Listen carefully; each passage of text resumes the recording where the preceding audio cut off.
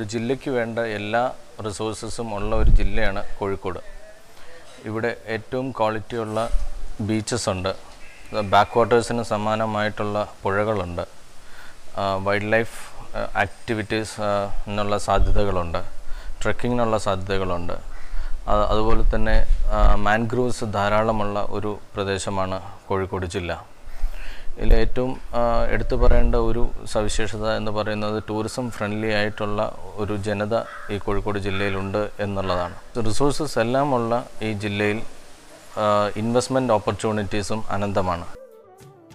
കായലുകളും നദികളും പുഴകളും ഉൾനാടൻ ജലാശയങ്ങളുമെല്ലാം ഉൾക്കൊള്ളുന്ന കോഴിക്കോടിൻ്റെ വിനോദ വ്യവസായ ഭൂപടത്തിൽ ഇനിയും വികസന സാധ്യതകൾ ഏറെയുണ്ട്. സഹ്യപർവ്വതത്തിൻ്റെ ദൃശ്യഭംഗിയുണർത്തുന്ന വയനാടൻ മലനിരകൾ അഡ്വഞ്ചർ ടൂറിസത്തിൻ്റെ അനന്ത സാധ്യതകളിൽ ഒന്നു മാത്രമാണ്. പൗരസ്ത്യ വൈദ്യശാസ്ത്ര ശാഖകളിൽ പ്രമുഖമായ ആയുർവേദം ഭാരതത്തിൻ്റെ സാംസ്കാരിക പൈതൃകത്തിൻ്റെ അവിഭാജ്യ ഘടകമാണ്. ഹോട്ടലുകളിലും റിസോർട്ടുകളിലും മാത്രമല്ല, പ്രകൃതിസുന്ദരമായ പ്രദേശങ്ങളിൽ പ്രത്യേകമായി നിർമ്മിച്ച ആയുർവേദ ചികിത്സാ കേന്ദ്രങ്ങളിലും ചികിത്സ തേടിയെത്തുന്ന വിദേശികളുടെ എണ്ണം ഗണ്യമായി വർദ്ധിച്ചുകൊണ്ടിരിക്കുന്നു. പ്രകൃതിയുടെ സ്വാഭാവിക സൗന്ദര്യം ആസ്വദിച്ചുകൊണ്ടുള്ള ജലയാത്രകൾ ഏതു നാട്ടുകാർക്കും ഒരുപോലെ പ്രിയങ്കരമാണ്. ഇതിനനുയോജ്യമായ ഉൾനാടൻ ജലാശയങ്ങളും പുഴകളും കായലുകളുമെല്ലാം പരമാവധി പ്രയോജനപ്പെടുത്തേണ്ടതുണ്ട്.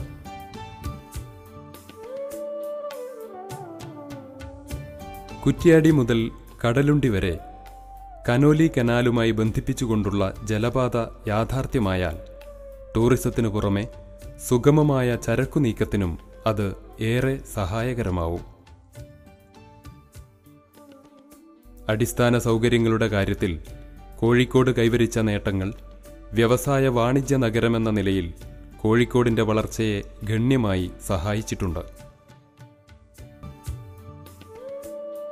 തുറമുഖങ്ങൾ, ജലഗതാഗത സംവിധാനങ്ങൾ, ഇന്ത്യൻ റെയിൽവേ ഭൂപടത്തിൽ പ്രമുഖ സ്ഥാനമുള്ള റെയിൽവേ സ്റ്റേഷൻ, അന്താരാഷ്ട്ര വിമാനത്താവളം, നാഷണൽ ഹൈവേകൾ തുടങ്ങിയ ആധുനിക ഗതാഗത സംവിധാനങ്ങളുടെ കാര്യത്തിലും കോഴിക്കോട് സ്വയം പര്യാപ്തമാണ്.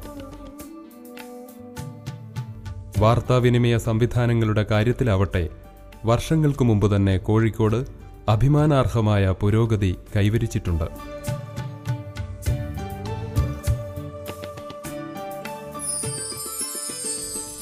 ഊർജ വിതരണത്തിൻ്റെ കാര്യത്തിൽ കോഴിക്കോടിൻ്റെ നേട്ടങ്ങൾ അസൂയാർഹമാണ്. 9 വൈദ്യുതി സബ്സ്റ്റേഷനുകളും നല്ലളം ഡീസൽ പവർ പ്ലാന്റും കോഴിക്കോടിൻ്റെ പ്രധാന ഊർജ സ്രോതസ്സുകളായി കാര്യക്ഷമമായി പ്രവർത്തിച്ചു വരുന്നു.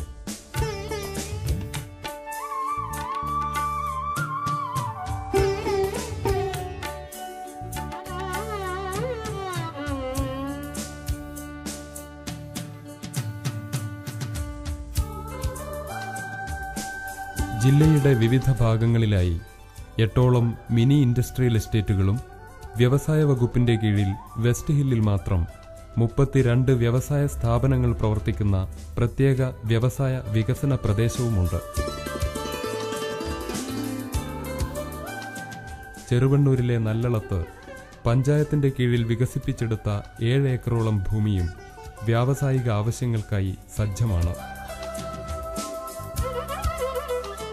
കൂടാതെ താമരശ്ശേരിയിലുള്ള 20.4 ഏക്കർ ഭൂമി വ്യാവസായിക ആവശ്യങ്ങൾക്കായി വികസിപ്പിക്കുന്നതിനുള്ള നടപടിക്രമങ്ങളും പൂർത്തിയായിട്ടുണ്ട്. കേരള സിഡ്കോയുടെ കീഴിൽ വെസ്റ്റ് ഹില്ലിൽ 72ഓളം യൂണിറ്റുകളുള്ള ഒരു ഇൻഡസ്ട്രിയൽ എസ്റ്റേറ്റും കടലുണ്ടിയിലും പേരാമ്പ്രയിലും ഓരോ മിനി ഇൻഡസ്ട്രിയൽ എസ്റ്റേറ്റ് വീതവും പ്രവർത്തിക്കുന്നുണ്ട്.